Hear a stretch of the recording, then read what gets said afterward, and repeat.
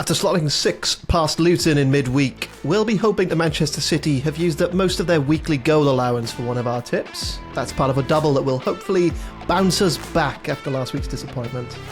We'll also take a look back at an EFL Cup Final that showed you can't win anything with kids unless you're playing against some slightly younger kids. All that and more on today's show.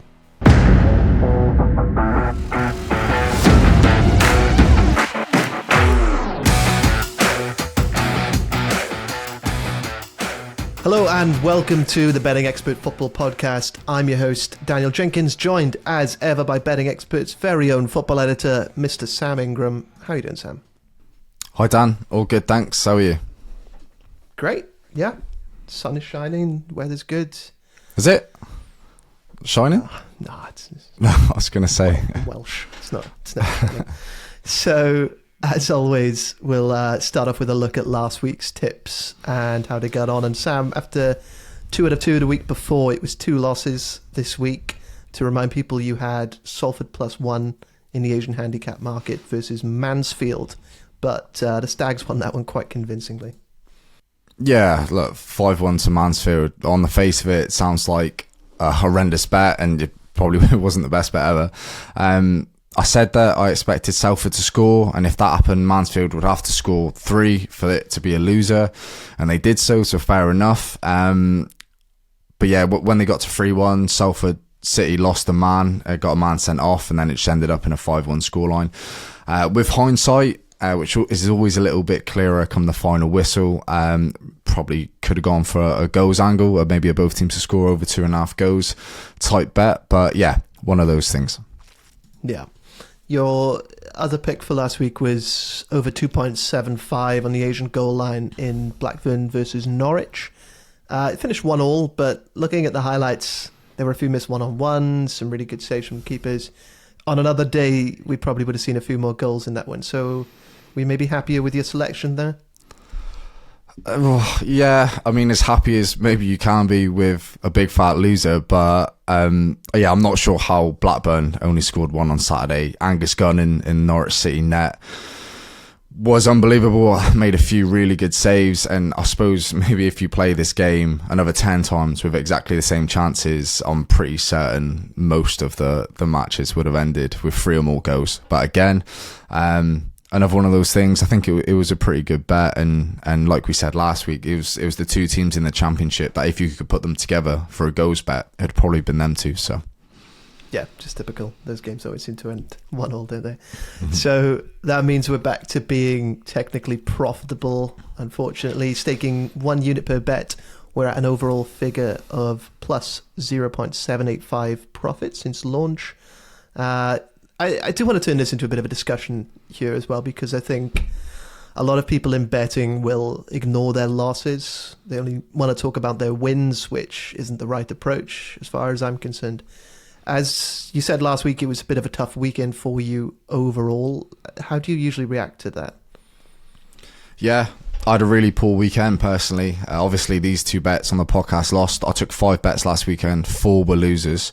Really close on a few of them. It happens sometimes. Thankfully, not too regularly for me. Going to have bad days, going to have good days, and it is cliche in this betting game, but it's important not to get too caught up in either. I've been doing this for a very long time. I trust my process and have results to suggest that it's a good one. I now work for Betting Expert alongside my personal betting.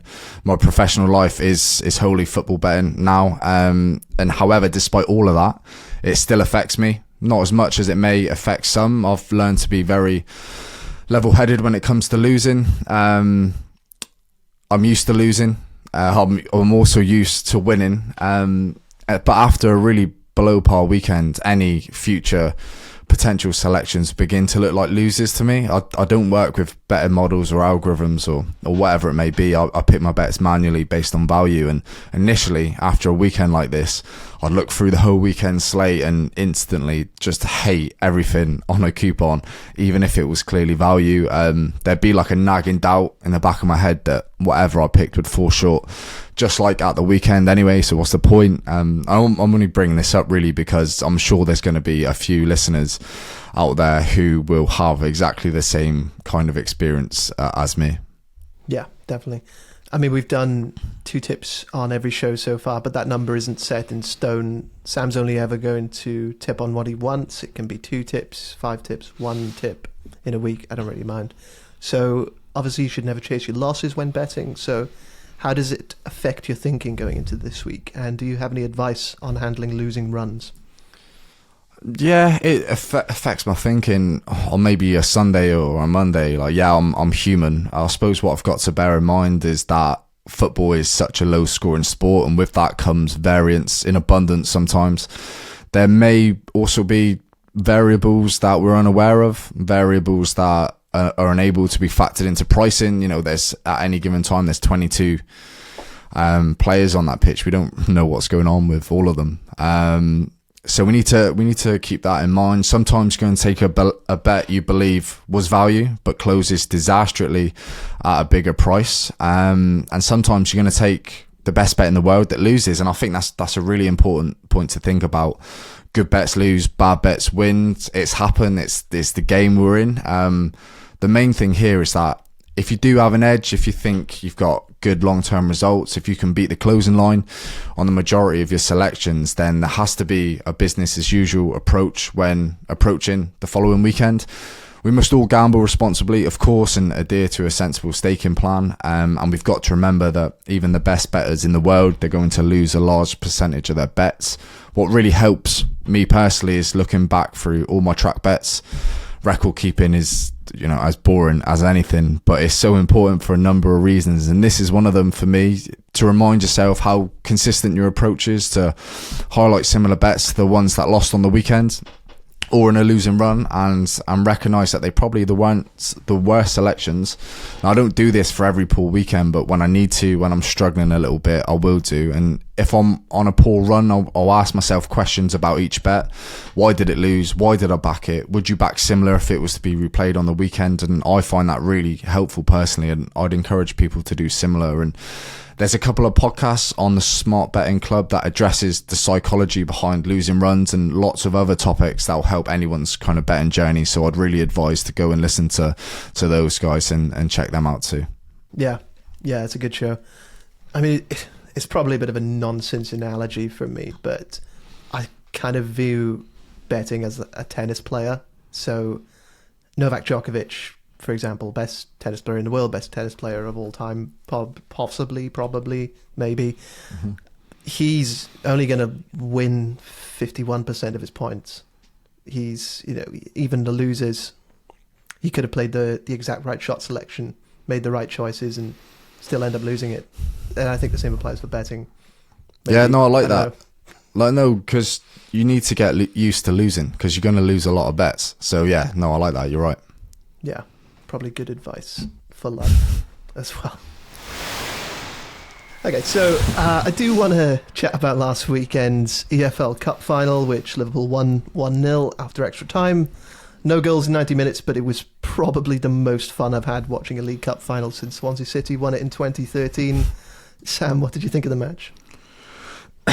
Excuse me, yeah, let me just start by saying that Caoimhin Kelleher is not a number 2 in that Liverpool net. He's a Premier League goalkeeper, and I'll be surprised if there's not a bid or two from a couple top flight clubs this summer. He was Liverpool's best player on Sunday, and I've been really impressed with him, to be honest, every time he stepped in for Alisson as a number 2. I suppose the biggest compliment you can give to him was that you'd have never have known Alisson wasn't in net on Sunday. He's just a really safe pair of hands, and yeah, I'd imagine he's on the shopping list of a few clubs, but Chelsea should have won that game. They had the chances to win that game. They had the better, more experienced 11 on the pitch for the majority of proceedings. We knew Liverpool were going to be missing key players throughout the side, and Chelsea will never have an easier 90 minutes to get one over on Liverpool in a cup final like they had on Sunday, in my opinion. We said last week that in this expansive Wembley pitch, Chelsea would probably have some joy, and they've just got to take the opportunities when they came, and they didn't, and that's why they didn't win the cup final. Yeah, fair enough. Excellent pronunciation of Caoimhin as well. That made my was that right? Gaelic heart happy. Yeah, it was pretty good. Yeah, okay. A lot has been made about the age of Liverpool's players, even though looking at the data and the stats, Chelsea's starting and finishing 11s were both younger on average than Liverpool's. Right, I think, okay. That's interesting. It is interesting. It didn't feel like it. So I think a more interesting way into this topic is to ask, why didn't it feel that way on the pitch, especially considering most of Chelsea's younger players are full senior internationals? Yeah, I suppose it's a fair enough question. For me, it maybe did feel that way at times. Like, Chelsea really hurt Liverpool on the counter. They had a number of good opportunities, but failed to take any. They had chances to bury Liverpool way before we got to extra time. They were just overly wasteful. And although you might say it was unlucky or unfortunate, this is a trait that's really sticking with them. It was the same last season, and it's reared its head on Sunday too, when the man of the match is a number 2 goalkeeper. Regardless of how good I think he is, you've obviously fallen short somewhere. I think it's, and they spoke about it on Monday Night Football if you watched it, it's the extra time which has left the lasting impression of Liverpool's kids really outclassing their opponents. Chelsea didn't do anything. They sat back and looked to hold out for penalties, I think. And it's here where Liverpool really grew into the final stages. The young lads were playing with confidence, and there was only really one team that looked like scoring. And this was after Chelsea had Liverpool on the ropes in the latter stages of the 90 minutes, with a number of players largely unknown at this level.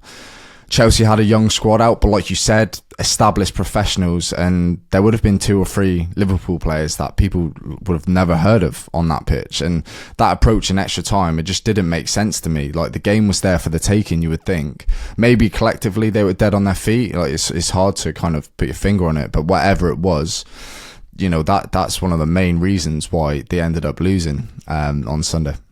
You'd have thought they'd have enough energy. There was enough talent on that pitch for Chelsea to get something out of the game, I think. But, yeah, you would. Yeah. So Virgil van Dijk got the goal, and the man of the match award, as good as Gallagher was on the day. I think Van Dijk is kind of back to his best now, similar levels to sort of 2018, 2019 period, which is honestly extraordinary after that ACL injury and considering the guy's age. I'm not usually one for hyperbole, but surely he's the best defender of the last decade, maybe longer. Do you say you're not usually one for hyperbole? No, I'm not. No? Okay. This podcast aside, yeah. Yeah, calling for Declan Rice Player of the Year. I think I heard that last podcast. But no, but yeah, like Van Dijk, he's brilliant, isn't he? He's everything you want in a modern central defender. He's a threat in the opposition's box, tall, physical, commanding in duels. Has the pace and positional awareness to keep up with the quickest of defenders. That may have waned somewhat after his injury, but he doesn't allow opposition to isolate him and get in a foot race with him regardless. Yeah, he's superb, and I can't really think of many in the last decade that matches up to him. I was a big fan of Vidic and Rio Ferdinand partnership in their pomp. I think that ended in around 2013-14. But individually, I think Virgil van Dijk pips them both in terms of boxes ticked as the complete defender. Same again with John Terry. Tony Adams too, going back a little further. Both leaders, legends of their respective clubs. Real presences on the pitch, and both won the lot, but maybe in terms of footballing ability, not quite at Virgil van Dijk's level. So yeah, I'm open to maybe suggestions of who's been the better centre-half in the last 10 years. Yeah, maybe.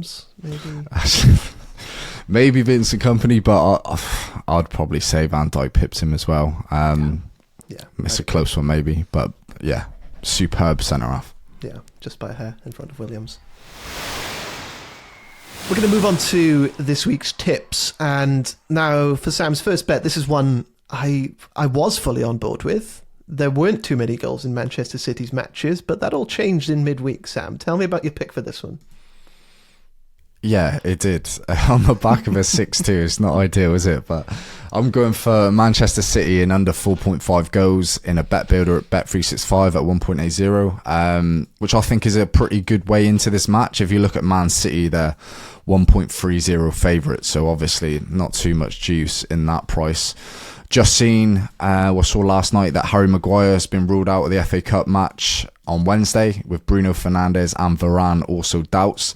Now, if they're unavailable midweek, it leaves United with Johnny Evans, Kumbuala and Lindelof, who played at left-back against Fulham, as the only fully fit central defenders available in that first team setup. So it's a worrying thought. And Fernandes hasn't fully been at it this season, maybe compared to what we're used to from him, but he still leads the Premier League in key passes. He's got 74 in 25 games. And without him and Rasmus Højlund, who had really started to find his feet after a sticky patch to open up his United career, I think there are grounds to be concerned around United's chances in forward areas on the weekend. I think Erik ten Hag's approach in the Manchester derby, I think he'll look to frustrate and remain compact before anything. I don't think he's going to go toe-to-toe with Pep Guardiola because he will lose.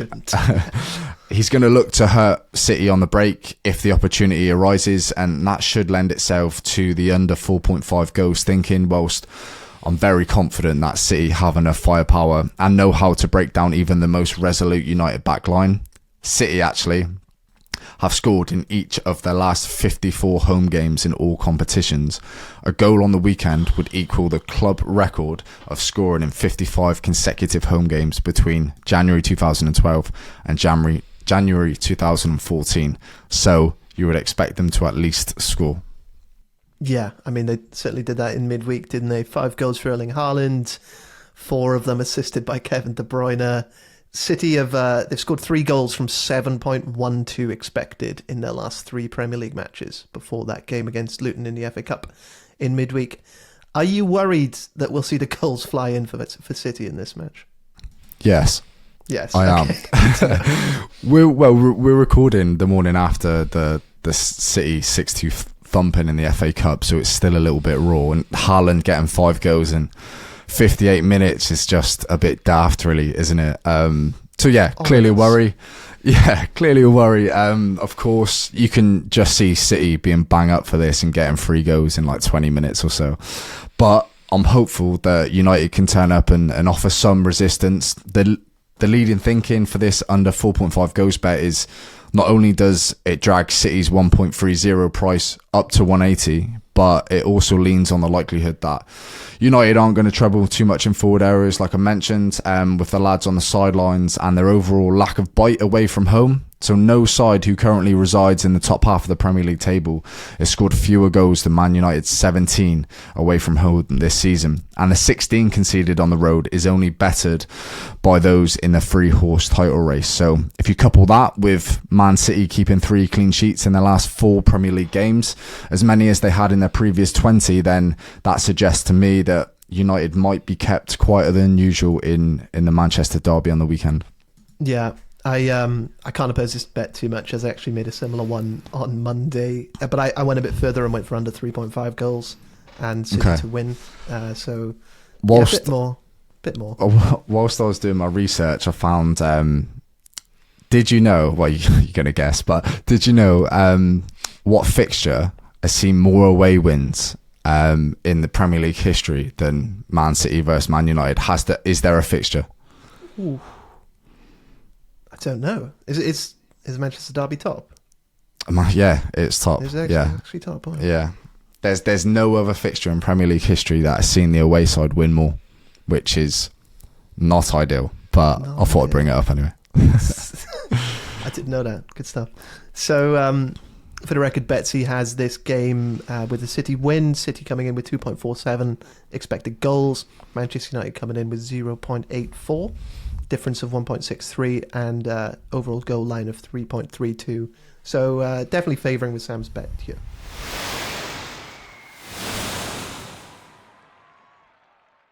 So Sam, for this week's quiz, I kind of drew on some of the themes of the EFL Cup Final, and I know you're not a Liverpool fan, are you? But you do have kind of Liverpool sympathies.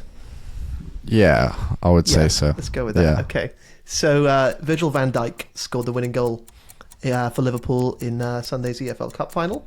He became the 6th player to score for Liverpool in a major trophy final since Jurgen Klopp took charge of the club. Can you name the other 5? Now I'm only including kind of in-season tournaments here, so no pre-season tournaments like Community Shield or anything like that. No Audi Cups. I had 5 lined up from the Audi Cup. Oh, did you? What a nightmare. Right, okay. So Champions League final, Divock Origi. Big Divock is one. Mo Salah from the penalty spot. Yep. In the same game. Against Tottenham in 2019. Liverpool won. Yes. And then moving on to the League Cups and FA Cup. Actually, a lot. Far fewer goals than I was expecting in this, considering how many finals Klopp has been in for Liverpool. They've been very low-scoring games. I'm going to say Sadio Mane. Sadio Mane scored in Liverpool's 3-1 loss to Real Madrid in 2018 in Champions League final. That is another one. 3 out of 5. I was there then. Saw that goal. Were you? Oh, you should have had that one first then, shouldn't you, really? Should have. Trying to avoid another Guardiola situation. Firmino? Firmino is not on there. Yeah, that was a stab.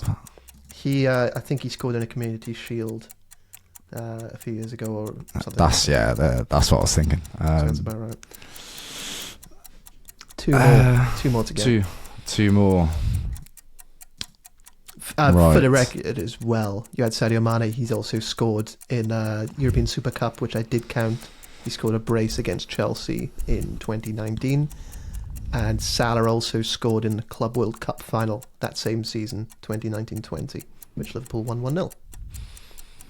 Okay. So. Let's go for Henderson. Henderson is incorrect. No, Give you I'm one running more out. guess, one more Go on. stab, and then I'm just going to have to give them to you. Definite Liverpool sympathies, not fanatics. Honestly, no idea. Trent Alexander-Arnold. No, I think he had one in the Community Shield as well. We were missing Daniel Sturridge. The Europa League final against Sevilla back in 2015-16 in Klopp's first season. And also missing Philip Coutinho, who scored an EFL Cup final against City in the same season, which Liverpool lost on penalties. So, 3 out of 5. Bad. Not too bad. Not your worst, not your best. So, moving on to Sam's other tip this week, which is for a match in League One and one of the form sides in the division. Tell us about Wycombe versus Barnsley, Sam.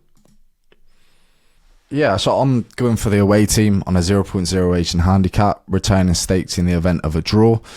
Barnsley currently hold the longest unbeaten away record in England, going 8 matches without defeat. They've lost just once in 2024 against Exeter, and that was at home. This is a Tykes side that doesn't know when it's beat, has the collective grit to turn games on its head when it matters, and possesses individual quality amongst the best in the division. Adam Phillips scored a brace on the weekend to come from behind against Derby last week, which will have given his club a massive lift in their pursuit of automatic promotion in League One. He's on fire at the minute in that more advanced midfield role, just ahead of Herbie Kane and Luca O'Connell. Devante Cole up top has 17 League One goals this season. He is currently the division's joint top scorer, and that was their 6th win in 10 games. Leyton Orient are the only side to record more points than Barnsley in the 10-game form table. They've lost just 2 in their last 23 League One games, dating back to the start of October. And if you saw the scenes at the final whistle on the weekend, from the fans to the players, this is a side full of confidence and belief. And I'm happy to side with an outfit like that, with a draw taken out of the equation at an odds against price, 2.05 at Bet365. So, sorry, that the longest unbeaten run in England's top 5 leagues. Away run. That, honestly, that took me out. Like, I didn't even listen to you for half of that because I was floored by that stat. They're on 8, I think. I can't remember who's just below them, but yeah, so far it's 8. That's crazy. It's actually sorry, thrown me off a little bit. So Barnsley they've actually won this fixture in 5 of the last 6 occasions, and results-wise are obviously a bit more consistent in Wycombe right now. So were you tempted to go a little further, maybe back them in the 1x2? Not really, because although Wycombe are right down there points-wise, they have turned a corner recently, and I'm under no illusion that this is not going to be easy for Barnsley. And interestingly, we mentioned Barnsley's unbeaten away streak. Well, Wycombe haven't lost in 7 home games now after beating Cheltenham 2-0 on Tuesday. And there's only Blackpool in League One who are unbeaten in more League One home matches with 8. So Barnsley are taking on a solid League One outfit here that will give anyone a game in this division. With the draw taken out of the picture, there's a level of reassurance here that we won't lose out if we run into a robust looking Wycombe side with no interest in letting Barnsley past them. And I mentioned Wycombe's game against Cheltenham there on Tuesday. That's their 4th game in 10 days. When Barnsley come to town, that'll be the 5th game in 14 days. That's a lot. And if you look at the game specifically, you had Cheltenham on Tuesday night, which was a huge 6-pointer right down there. Before that, Wycombe had 10 men from the 48th minute in Stevenage in a 1-0 loss, which obviously isn't ideal. And before that, on Wednesday night, a week ago, it was a successful scrap on a muddy pitch in Bradford for the chance to play at a Wembley final. So obviously emotions would be running high. So the scheduling is without doubt in Barnsley's favour. The match in Wycombe on the weekend is their 3rd in 3 weeks, without the chore of playing midweek, 2 weeks on the bounce, and also the luxury of having the whole week to prepare for this specific game. So with the scheduling on our side as well, it's an addition to the selection, which I really like. Yeah, it's probably good timing, but just on the fixture congestion, it is certainly that kind of season, and this that time of the season, and this kind of thing does even out quite quickly. So Barnsley will have a similar run after this game. This is the first of 5 games in 15 days for them. Does that concern you more, that they're kind of maybe looking ahead? I don't think so, just because that they're in the hunt for automatic, so every game they need to win on Saturday. If you were asking me on the 5th game of the 15-day period, then probably, but after that'll be win on Saturday. In the manner that they won the game, coming from behind, we should see Barnsley's best self from minute 1. And thinking about it, actually, the current positive run that Wycombe are on might work in our favour. They've gone from hovering above the drop zone to, I think they're like 14th. So they're not safe, but there's a real buffer there, meaning that every game is not so much do or die like maybe it was a week ago or 2 weeks ago, and they can probably afford to drop points against the bigger teams, whereas before that might not have been the mindset around the club. And I'm not saying the manager and the players are going to be going into it thinking, we can lose this, no problem, but there's not that real do or die attitude to each and every game. So that may lend itself in our favour as well. Yeah, just for the record, Betsy is disagreeing with you for this one. So what's she saying? She's coming in with 1.51 goals for Wycombe and 1.27 for Barnsley. Okay. So definitely signing with the home team here. So nice to know you can still disagree with the old guy. Yeah. As are the bookies, they're Wycombe's 2.30 favourites, I think, and Barnsley about 2.75. So yeah, bookies too. But I just feel like there's a little bit of value in there, considering how good and consistent Barnsley have been. So we'll see. We'll see. So just to recap Sam's bets this week, we've got Manchester City versus Manchester United in the Manchester derby on the weekend. Sam's going for a City win and under 4.5 total goals as a bet builder on Bet365. That's coming in at odds of 1.80. His second selection heads to League 2, and he's siding with Barnsley +0 in the Asian handicap market in Wycombe versus Barnsley. Sam, are you going for singles or doubles? The Barnsley bet's coming at 2.05, doubles coming in at 3.69. Going to go for singles, and this is in League 1, shocked. Dan. Oh my Not God. League 2, so you need to, switch on a little bit. Wow. But no, I'm joking. Yeah, just singles will do. That will probably be my answer every time you ask me. So Yeah, I was going to say that's singles. the shock of the century. You go for singles. So we'll leave things there. As ever, if you are going to be using some of the tips from the show, then please gamble responsibly, only betting what you can afford to lose. And if you've got some time, then please leave a review on Spotify or on Apple Podcasts, which we are now available on. It would make a world of difference to our chances of being seen, especially as a brand new show. Only takes 10 seconds, but it would be hugely appreciated. So let's wrap it up. Thanks as ever to Sam Ingram. Thank you very much. And thank you from me. We'll be back next week.